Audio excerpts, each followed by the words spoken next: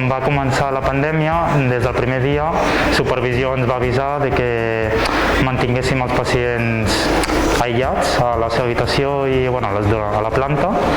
Les visites estaven restringides. Aquí estem molt acostumats a treballar en equip i a poder debatre i poder parlar les coses i ara s'afegeix la dificultat de la distància, no? Tot i que estem dins del mateix centre, però és complicat trobar-nos a totes, ens anem trobant en grupets de 2 o 3. Jo sóc qui va potser a buscar a tota la resta de l'equip per poder parlar, doncs, per exemple, a les altes, que són molt treballades a la llarga estada.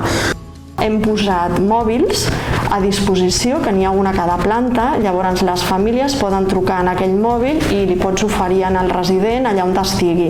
També les famílies han enviat dibuixos o han enviat fotografies que les hem penjat en llocs significatius pels pacients. La veritat és que aquesta comunicació ha resultat molt fluida i molt enriquidora i molt gratificant per tothom. En una situació que és tan superdiferent del que estem acostumats, la disponibilitat i la flexibilitat de tots i les aportacions positives de l'equip doncs és el que ajuda a tirar endavant i ho agraïm moltíssim. És una situació que es tracta de sumar i no de restar i que es tracta també d'anar totes a una.